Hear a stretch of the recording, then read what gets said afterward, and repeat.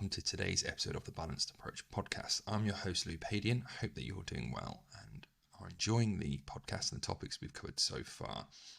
These podcasts are released every Monday, Wednesday and Friday, so be sure to subscribe wherever you are listening to be kept up to date. So today we're going to be covering if it's your fault that you are overweight or obese and exploring some of the myths around this topic, as it's often misunderstood just because it's so complex. So just to give you an overall idea of why this is such a hot topic is the vast majority of people fit into that overweight or obese category, with 63% of adults being overweight and 28% of adults being categorized as obese. And it's often the most popular thing that people want to sort of work on is managing their weight a little bit better. And this has been a sort of growing trend. So since 1990, actually, our rates of people being overweight have doubled and grown by 50% amongst the children and adolescent population, going from 10% to 15% of children being overweight or obese. So it's a growing problem, and often one that people think is just a very simple personal responsibility, that it's all your own fault. Or you're going down the other end of the scale where they go, well, it's completely outside my control. It's down to things like my genetics, food's fault, big pharma, and often, actually, as with the balanced approach, it often sits somewhere in the middle in the grey area. I'm going to sort of dig into, go across a few different topics, look at the actual percentage impact on people's obesity rates, and put a plan of action together for people to take action today, think about things that actually they can do, be proactive with, but also let go of things that they don't have any control over or influence over as well. So there's 7 different categories, and these 7 categories came about by a massive report done by the UK government, obviously, because obesity is a big problem, not just personal level of people, but also costs the government a lot of money. I think the estimate was £27 billion per year that it costs the UK health service and sort of other combined services as well. And as I said, the vast majority of people, 63% of people, fit into that overweight category. And when we have a look at these different 7 areas, I think it's important that we sort of briefly cover the aspect, as we could do an episode, and this is a big passion of mine. This is what I studied and researched and did my research project on for my master's, on sustainable weight management programs, looking within the UK, ones that not only help people lose weight, but actually help people maintain that weight loss long term. And as you can see, this is why I've gone into the role that I am now, online coaching, working in the health service, helping people manage their weight, but in a more sustainable and healthy way. And when we cover these aspects, I won't go into too much depth in them, as there's a lot of information to unpack, but we're going to have a look at how much influence they have over the current obesity rates or people being overweight.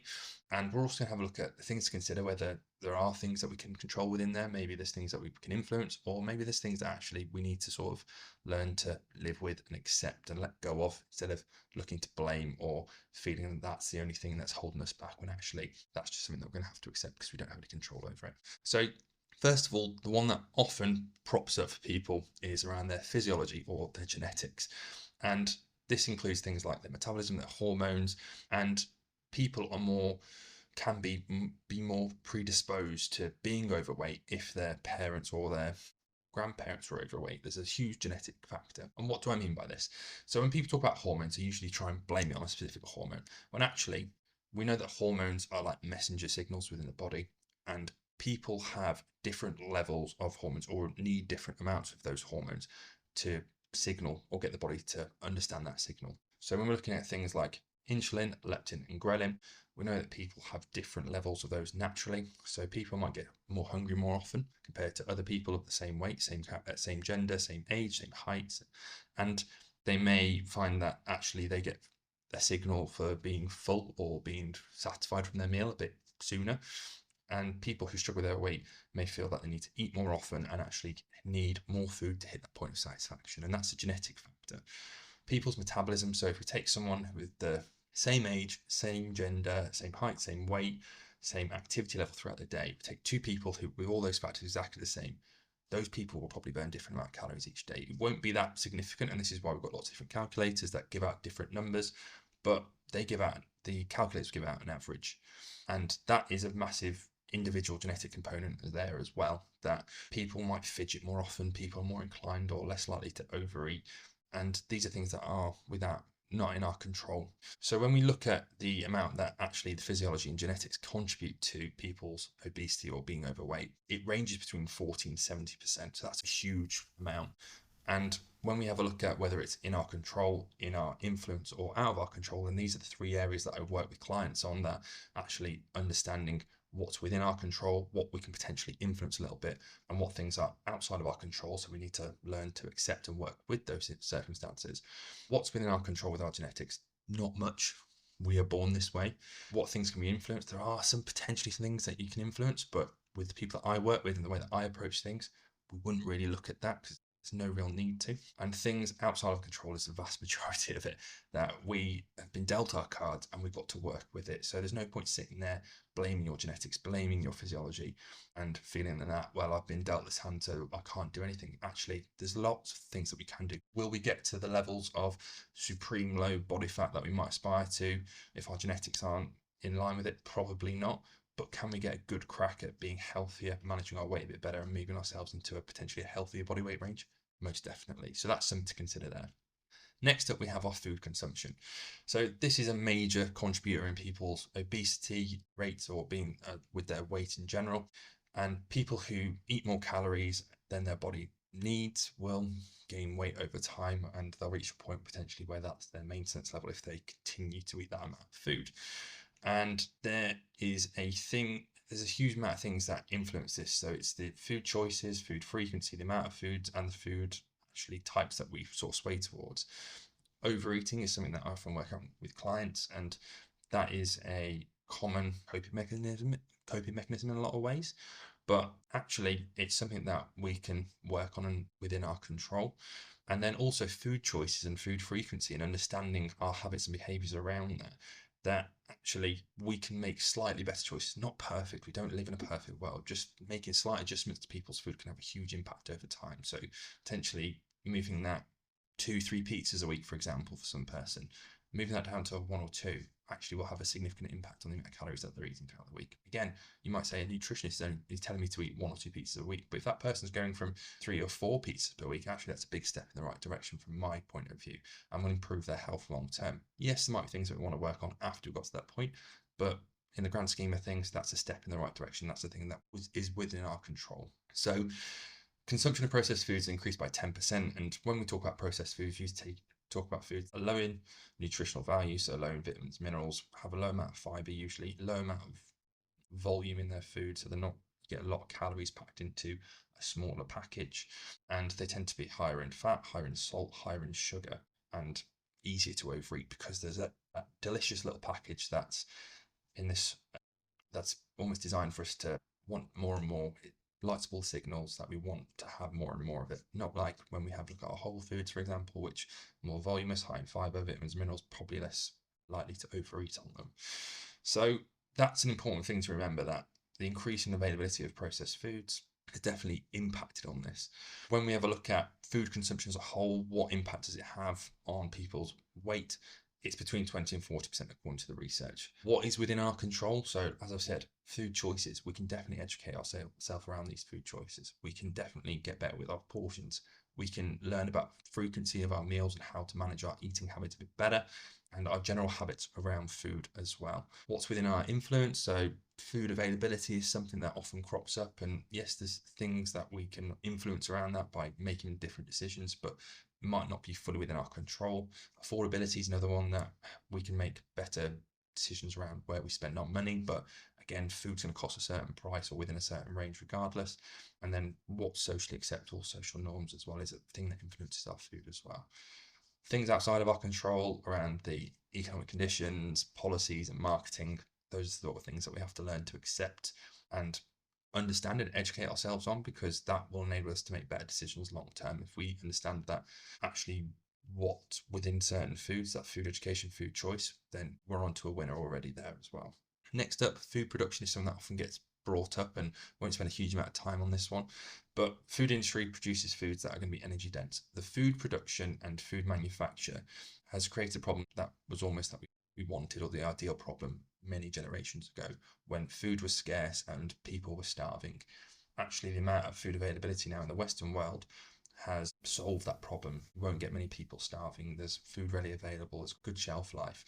But it has led us to the other way where we are overeating these foods, that these foods are delicious, they are full of calories, and they are readily available. And we are designed to sort of want that, because if we go from a scarcity mindset of, well, I don't know when my next meal's going to come around, if someone offers you highly calorific foods and your brain will know what's within that food, will figure it out. Actually, you'll eat that and go, actually, I don't know when my next meal, so I'm probably going to overeat on it. Problem is, that's happening 24/7. We're getting marketed at, which is something else we'll discuss on.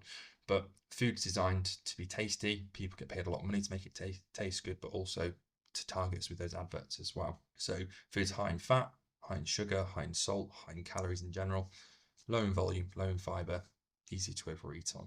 And this is also targeted as more widely as well. So if you have a look at those foods, they're usually cheaper to make and then we would sort of go through a whole food process where we're sort of growing just plain potatoes and going straight to a farmer for those, for example. We could potentially get something that contains that potato a lot cheaper.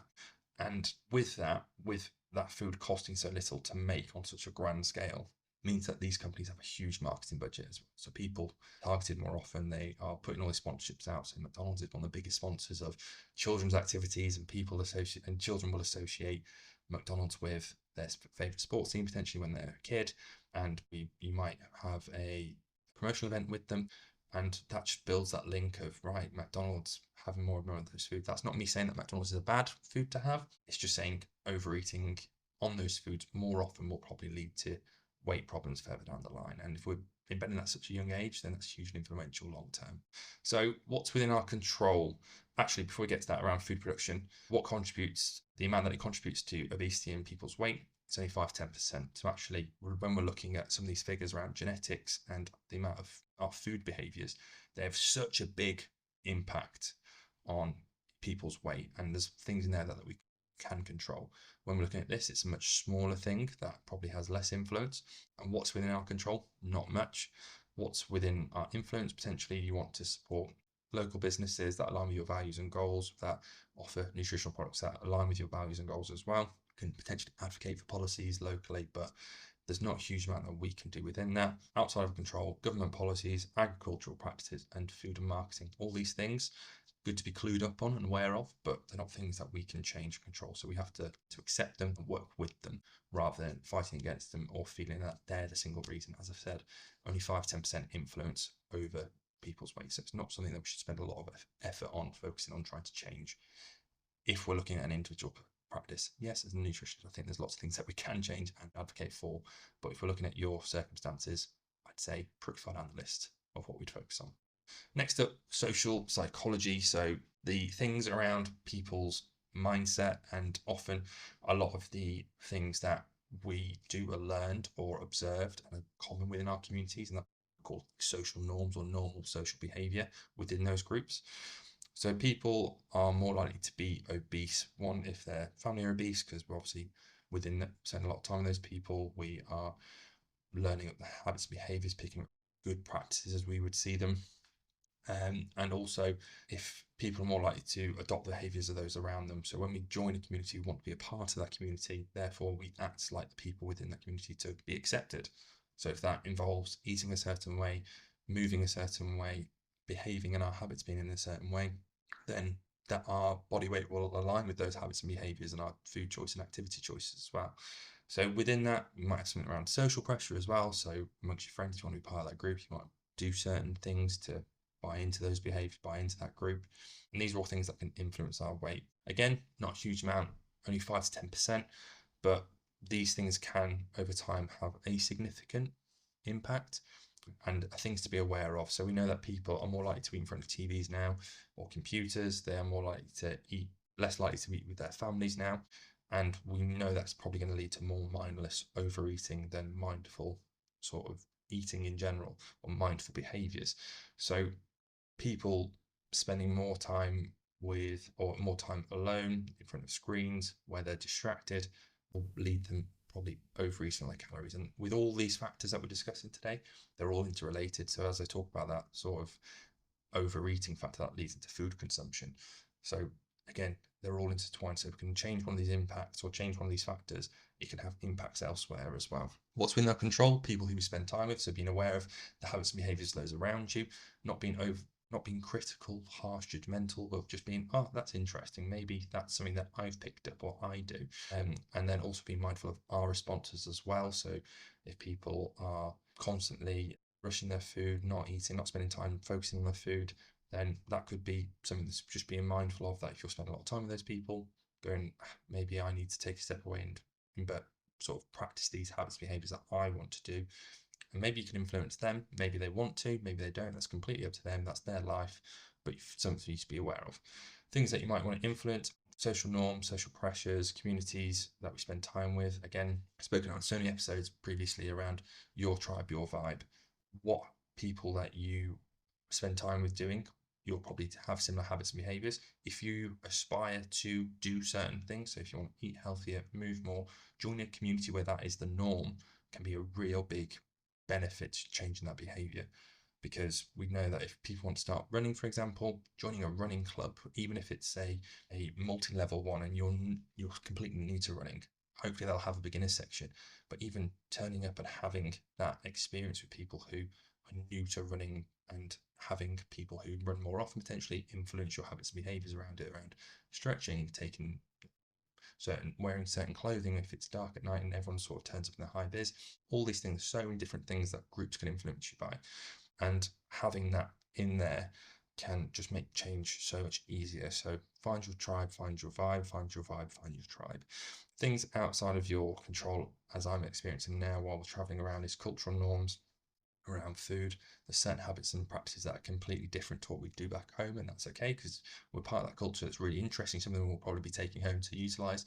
Some of them are a bit abstract to what we would do, but it's just being aware of those cultural norms, the things that you probably can't change. Me changing my habits and behavior isn't going to change everyone in the areas, cultural habits and behaviors, but me being aware of that, being mindful of it, being respectful of it, especially on where we are, can be a big thing to be mindful of as we move forward around what the habits and behaviors that potentially influence or are accepted, where that aligns with your values and goals.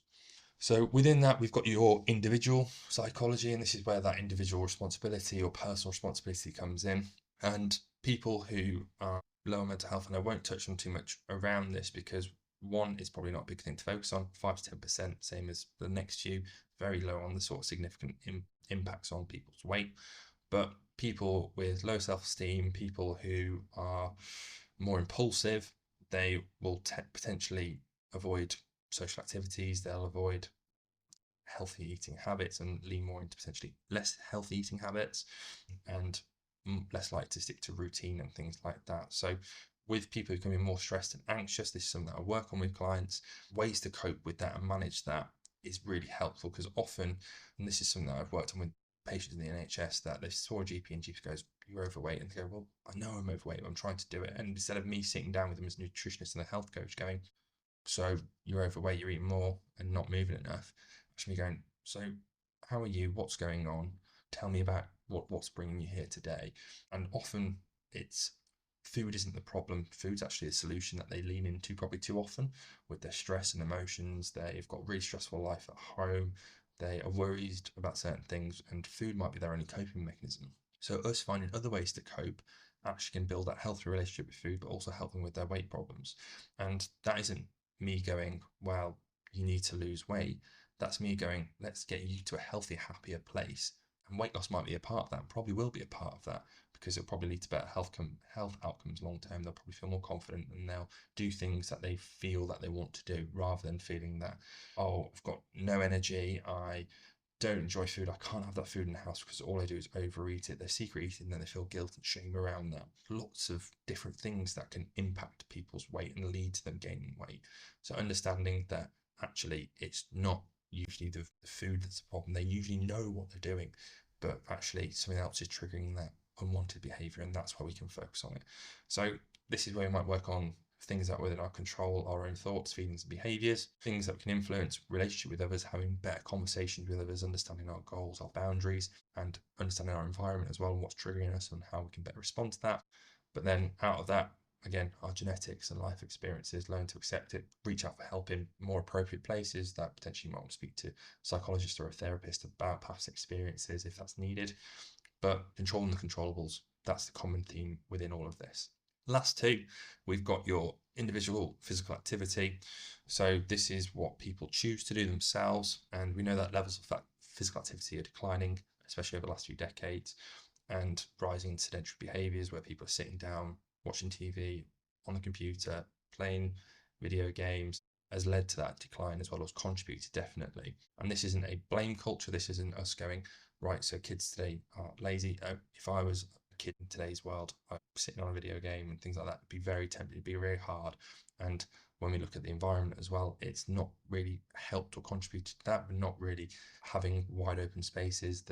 It's less readily available for people to be physically active outside as there's increase in traffic, increase in crime, those sorts of things where we're more aware of it potentially than increases in some aspects.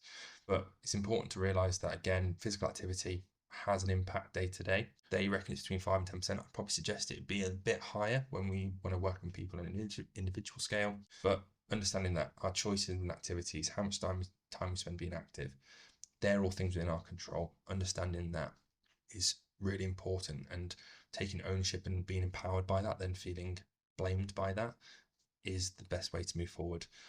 Things around within our influence, so ensuring that we've got places that we feel safe and comfortable, that are convenient for us to be active and sociable with our activities. Those are all things that we can influence, not necessarily control, but ensuring those things are in place can make us more likely to be active. And then out of our control, the built environment around us and our weather.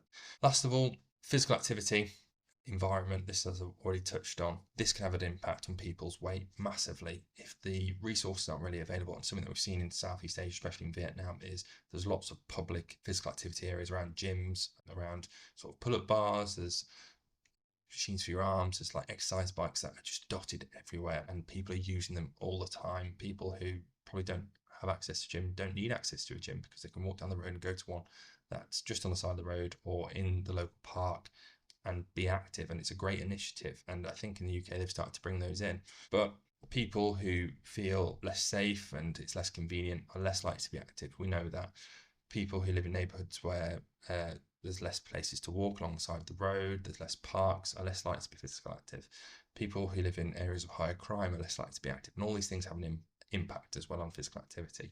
So being aware of these things, understanding what we can do rather than what we can't do, allows people to feel empowered. Things in our control, one of the key things that you can do is either have a key place to go where you do the exercise or physical activity, be part of a group. Also, equipment at home is an easy win. So if you haven't got this ready equipment outside, if you haven't got a gym nearby, then bring the gym inside. A lot of my clients that I work with don't use gyms. They are just physically active with house chores, with walking, but they will have stuff at home that we've got workouts built around, which is an easy win. If they want to go to a gym, fantastic, we can support them with that, but it's working with people's circumstances rather than finding reasons that they can't do something. Let's find a workaround, let's find a way around it. Things that we can influence, not a huge amount that we can influence, potentially petitioning things, but things outside our control are all the sort of policies that are in place and crime rates and things like that. So that was a quick non-stop tour around the 7 different facets that can impact it, and 99%, if not everything, will fit into one of those 7. So hopefully, whilst it's probably been a lot of information, it's giving you an understanding that there's a huge amount within our control, there's a huge amount that we can influence, but also there's lots of things that are outside of our control that we probably need to just learn to accept and work with that situation. With that, that's why I've got those 3 categories: in your control, in your influence, outside your control. Something that I work a lot with clients, discuss a lot with clients, going, right, accept what we cannot change, control the controllables, and influence where we can. That's the important message from this. This is why, alongside my current coaching, I'm in the process of creating a new program that will be launching in the next few months. That is pretty much going to be fully comprehensive of all those areas in a really simple and easy to digest way. So the way that I see it from my research, knowledge, and understanding of obesity and why people struggle to lose weight, hopefully we can identify all the problems and find solutions for them. And there's a huge amount we can do. There's going to be a huge amount of really good information, knowledge in there. There's going to be an ability to work on your habits and behaviors, make them work for you rather than against you, and set you up for the long term. So that's from my master's. That was a big part of my research, plus 10 years of working in health and wellness as a PT, delivering weight management programs. I'd like to think that it will be the most well-rounded and successful and comprehensive program available to anyone. So if you want to hear more about that, just click the link below and you'll be put on the mailing list. I'm sure I'll let you know. So with that, one of the things that I wanted to do was a quick summary and main sort of messages that obesity is complex and often misunderstood, but it's not a sentence. It's not something that you are destined for. Yes, there's things that we can't control that will influence, that makes us more predisposed, but actually there's a huge amount we can do, and that should be really, really inspiring and emotive. That you want is amazing because we've got these things that we can do, controlling that we can control. Then we've got those three categories, figuring out where these things fit. If things are appearing as barriers, things are getting in your way, dealing with setbacks was obviously the last episode. Then understanding what's within your control. Is it within your control? Is it within your influence? It might be. Is it outside of control? Categorizing it in one of those three and dealing with it appropriately there. Last of all, if you need support, reach out. Keep your eye out for the new program in the new year, and hopefully you've enjoyed the episode. So there you have it. Thank you very much for listening to today's episode of the Balanced Approach podcast. If you have any questions, queries, or would like to reach out to me, please do. I am at Louis Padian Nutrition, which is at LOUISPADIAN Nutrition on Instagram, Facebook, TikTok, and all other social media platforms. If you're looking for support in achieving your goals and living a healthier, happier, and more balanced life in the process, click the link below and inquire about working with me. Remember to subscribe to the Balanced Approach podcast wherever you're listening for more insightful episodes, and I look forward to speaking to you soon.